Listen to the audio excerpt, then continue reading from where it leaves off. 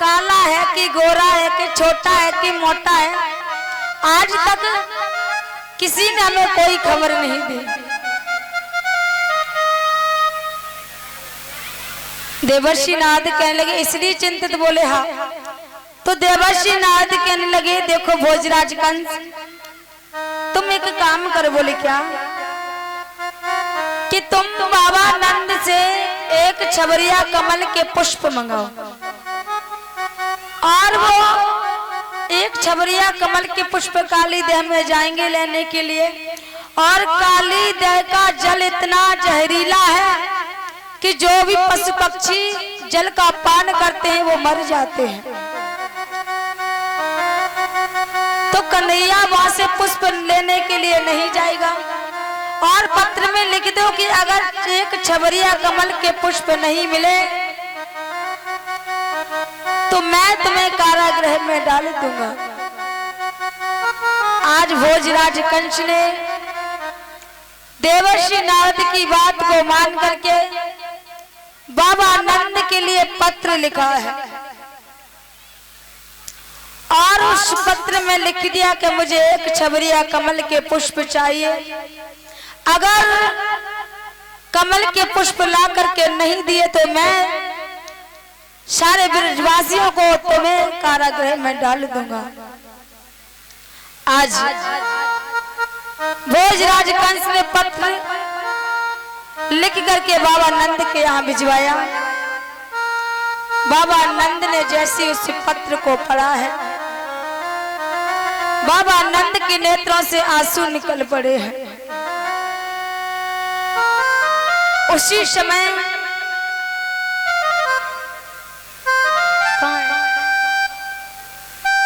श्री राधे, जैसे ही आज पत्र पड़ा है तो बाबा नंद के नेत्रों से आंसू बहने लगे हैं। मैया यशोदा भी उनके पास में आ जाती है।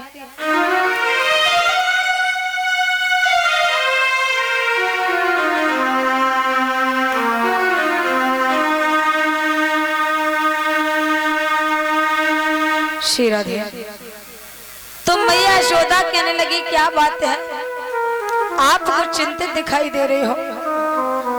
बाबा नंद कहने लगे क्या बताएं यशोदा, भोजराज कंस ने एक छबरिया कमल के पुष्प मंगाए हैं, अगर एक छबरिया कमल के पुष्प ना दिए तो वो सारे ब्रजवासियों को हमें कारागृह में डाल देगा। मैया यशोदा ने भी जब ये बात सुनी है तो मैया यशोदा भी रोने लगी। तब तक हुआ कि भगवान कन्हैया खेल करके मैया यशोदा के पास आए हैं। बोले मैया मुझे भूख लगी है, खाने के लिए कुछ दे दे। और क्या बोले हैं श्री राधे, और हमारी माता का ध्यान इधर ही है कि पता नहीं कहाँ बटरो मुंह मिल जाए, कथा में ध्यान है ही नहीं, मालूम पड़ जाता है। मैंने आपसे उस दिन क्या कहा था कि अगर आपको मिलेगा तो यही मिलेगा, तो उधर ध्यान ना दो इधर ध्यान दीजिए सभी लोग। और भगवान कन्हैया बोले, भगवान कन्हैया बोले और क्या, अरे मांग रहे माँ खन रोटी गोपाल भैया,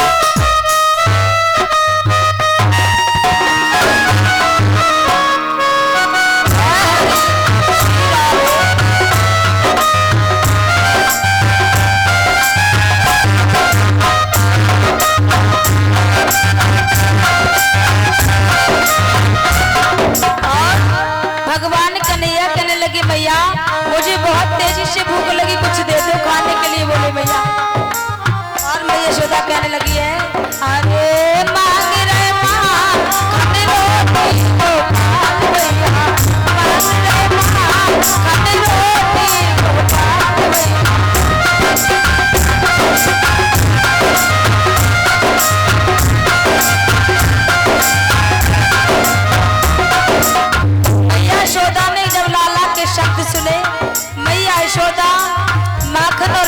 को लेकर आई, लाला के सामने रख दिया और बोली, लाला ओ मैया